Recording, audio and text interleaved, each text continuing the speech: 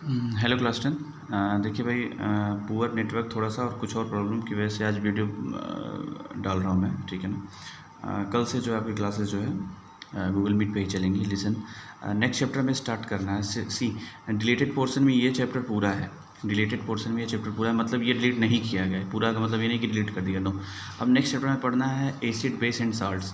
तो acid base और salts के बारे में कुछ फंडामेंटल चीज़ें आज हम जान लेते हैं, जो आपके बुक के हिसाब से मैं बता रहा हूँ। फिर चैप्टर को प्रोसीड आगे करेंगे। देखिए, नॉर्मली जो हमारी अंडरस्टैंडिंग है, प्रीवियस क्लासेस में भी हमने पढ़ रखा है कि जो जिनका सोर नेचर, या जैसे एसिड को हमने पढ़ रखा है कि दे हैव खट्टे होते हैं स्वाद में, एंड ब्लू लिटमस को ये कन्वर्ट कर देते हैं रेड लिटमस पेपर में। रेड लिटमस पेपर में ये कन्वर्ट कर देते हैं। तो ये हमारी जानकारी है पहले से। एसिड को ये सोर, और ये बेस क्या होते हैं? बेस वो होते हैं जो बिटर इन नेचर, कड़वे, एंड ये रेड लिटमस को it converts into blue litmus paper. Okay, ये नॉर्मल अंडरस्टैंडिंग है हमारी कि जो एसिड हैं वो खट्टे होते हैं, ब्लू लिटमस को रेड लिटमस में कन्वर्ट करते हैं। बेसिस जो होते हैं हमारे बिटर होते हैं, रेड लिटमस को ब्लू लिटमस में कन्वर्ट करते हैं। अच्छा ये तो खट्टा, ये स्वाद, ये जो है ना ब्लू लिटमस और रेड लिटमस, जो ये बताएं कि कौन एसिड है या कौन बेस है, दे आर कॉल्ड इंडिकेटर्स। मतलब इंडिकेट करते हैं कि कौन सा एसिड है कौन सा बेस। जैसे ब्लू लिटमस हमने लिया, अगर हमने एसिड उस पर डाला तो तुरंत रेड कर देगा, और ब्लू लिटमस ही हमने लिया, उस पर अगर बेस डाला तो नो रिएक्शन, मतलब नो चेंजेस। बेस लिया, रेड लिटमस पे डाला मैंने तो उसको ब्लू कर देगा। एसिड ले लिया, रेड लिटमस पे डाला, नो रिएक्शन। तो मतलब लिटमस की हेल्प से हम we can identify which of the following, या which of the given substance are acid और बेस, ये हम कैटेगराइज कर सकते हैं, ठीक है ना। They are called natural indicators. अब indicators are of two types. Listen, indicators भी दो तरह के, एक तो नेचुरल हैं और एक सिंथेटिक है। तो नेचुरल में दो मैं बता रहा हूँ, ध्यान से देखो। नेचुरल में दो मैं बता रहा हूँ। पहला तो ये है कि लिटमस पेपर, जो मैंने ऊपर डिस्कस कर लिया, लिटमस पेपर। दूसरा एक टर्मेरिक, जो हल्दी होती है। सिंथेटिक में पहला मिथाइल ऑरेंज, और दूसरा है फिनोल्फ्थैलीन, स्पेलिंग देख लेना, फिनोल्फ्थैलीन, ठीक है ना।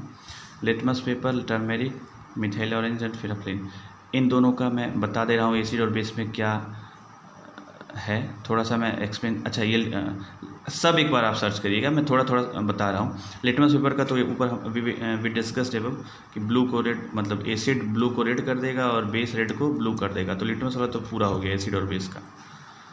इसका क्या है? टर्मेरिक का एक एग्जांपल दे रहा हूँ मैं। जैसे अगर किसी वाइट शर्ट पे, एक एग्जांपल आपकी बुक में दिया हुआ है। आपका होमवर्क क्या है ना, अच्छा मैं होमवर्क अभी लास्ट में बताऊँगा, पहले क्लास वर्क तो हो जाए। लिसन, होमवर्क आपका ये है, नहीं सॉरी, क्लास वर्क ये है, जो टर्मेरिक है ना, टर्मेरिक जैसे कैसे इंडिकेटर का काम करता है। जैसे अगर वाइट शर्ट है, उस पर अगर करी वगैरह गिर गया, मतलब करी का मतलब है कि जिसमें हल्दी पड़ी हो, करी का मतलब, तो वाइट शर्ट पे जब करी गिर जाती है ना, तो येलो कलर की तो वो दिखेगी वैसे। तो जब नॉर्मल, फिर उस पर जब आप वाटर डालते हैं, टर्मेरिक जैसे करी है, शर्ट पे गिर गई मान लो, तो येलो कलर का ये रहेगा। पानी डालने पे, जब पानी में भिगोगे तो येलो कलर का रहेगा। लेकिन जैसे ही जो है, जैसे ही सोप इस पे आप लगाओगे ना, सोप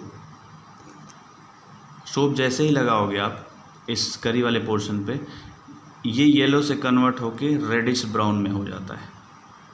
रेडिश ब्राउन में, जब तक सोप के कांटेक्ट में रहेगा ये रेडिश ब्राउन में रहेगा। हो जाएगा। और फिर जैसे ही बहुत ज़्यादा आपने अगर पानी डाला तो फिर सोप का इफ़ेक्ट हटेगा, और सोप का इफ़ेक्ट जैसे ही हटेगा फिर वो येलो कलर का हो जाएगा। तो सोप के कांटेक्ट में जब तक रहेगा वो रेडिश ब्राउन में रहेगा। फिर तो कहने का मतलब soap is basic in nature, you have to know, soap basic nature का होता है। तो कहने का मतलब ये हुआ कि टर्मेरिक भी एक यूनिवर्सल नहीं, सिंथेटिक नेचुरल इंडिकेटर है जो कि बिहेव करता है अगर बेस के कांटेक्ट में, जैसे सोप इज़ ए बेस, तो बेस के कांटेक्ट में अगर ये है तो बेस के कांटेक्ट में रहने पे वो रेडिश ब्राउन रहेगा। और जैसे ये बेस हटाएंगे, मतलब पानी अगर बहुत ज़्यादा डाला तो फिर वो येलो कलर में हो जाएगा अपने ये ओरिजिनल कलर में। तो आपको करना क्या है, लिटमस का तो दोनों हो गया कि कौन सा क्या करता है, मतलब कब एसिड कब बेस में क्या क्या चेंज होती है। टर्मेरिक में केवल बेस का मैंने बताया, तो टर्मेरिक का एसिड का क्या होता है ये आपको होमवर्क आपका क्या नेचर होगा, और मिथाइल ऑरेंज और फिनाफ्रिन का दोनों एसिड और बेस का क्या इफेक्ट पड़ेगा ये आपको बताना है, ठीक है। एक होमवर्क ये हो गया। और एक होमवर्क जैसे पेज नंबर 2 शुरू होते ही एक क्वेश्चन दिया हुआ है, उस क्वेश्चन को आपको करना है। अगर नहीं कर पाओगे तो आई विल एक्सप्लेन ये तीनों चीज़ें, और वो क्वेश्चन कल एक्सप्लेन मैं करूँगा, लेकिन आप करने का प्रयास करना ये तीनों भी और वो दूसरे पेज पे जो पहला क्वेश्चन है उसको भी। अब एसिड और बेस के केस में रिस्पेक्ट में दो कॉन्सेप्ट हम जान लेते हैं, 2-3 कॉन्सेप्ट जान लेते हैं। देखो, दो पहले आप जानो। एक होता है Arrhenius concept, Arrhenius concept of acid and base,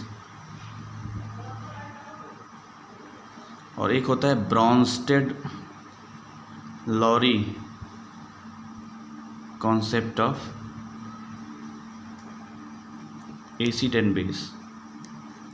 ये है ब्रॉन्स्टेड-लॉरी एंड होता क्या है, देखो ध्यान से देखो। आर्हेनियस में ये है कि जो भी केमिकल, जो भी सब्सटेंस H+ देगा वो एसिड होगा, और जो OH- देगा वो बेस होगा। ये बताया था आर्हेनियस ने। ब्रॉन्स्टेड-लॉरी ने क्या बताया, जैसे फॉर एग्जांपल HCl और NaOH देख लो, दोनों यहाँ लिख रहा हूँ मैं। तो यहाँ से H+ निकल रहा है, that's why this is acid. यहाँ से OH- निकल रहा है, that's why it is base. Okay, तो ये है एसिड और बेस का कॉन्सेप्ट। ये ब्रॉन्स्टेड-लॉरी कॉन्सेप्ट क्या है, ब्रॉन्स्टेड-लॉरी में यहाँ H और OH- के बेसिस से ब्रॉन्स्टेड-लॉरी ने क्या किया, H के बेसिस पे ही बता दिया कि जो H+ देगा वो एसिड होगा, लाइक दिस।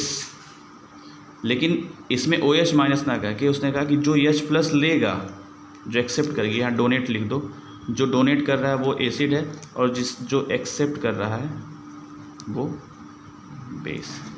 तो ब्रॉन्स्टेड-लॉरी ने एक कॉन्सेप्ट ये बताया। आर्हेनियस टोल्ड कि जो H+ देगा वो एसिड, और OH- जो लेगा वो बेस। ब्रॉन्स्टेड-लॉरी ने बताया कि जो H+ देगा वो एसिड, और जो H+ लेगा वो बेस। इसके एग्जांपल्स भी हैं कुछ, ठीक है ना। इससे एग्जांपल एसिड का तो यही होगा, HCl ही हो जाएगा, या H2SO4 हो जाएगा, ठीक है ना। और जो H+ एक्सेप्ट करे, जैसे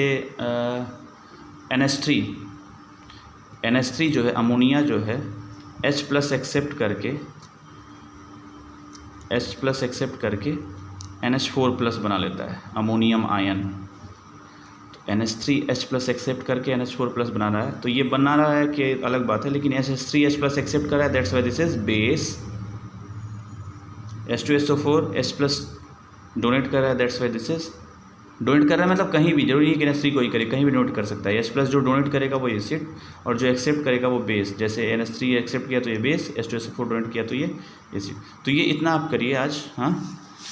फिर आगे एक कॉन्सेप्ट और है, हाँ, ये तीनों explanation I will explain tomorrow. And the question which was mentioned on the second page, शुरू के ही सेकेंड पेज में है, वो आप भी करिए, नहीं तो वो भी एक्सप्लेन करूँगा। और फिर फर्दर एक कॉन्सेप्ट और है लोन पेयर वाला, वो मैं कल डिस्कस करके फिर आगे प्रोसीड करते हैं। कोई भी डाउट हो तो प्लीज़ पूछिए। Thank you.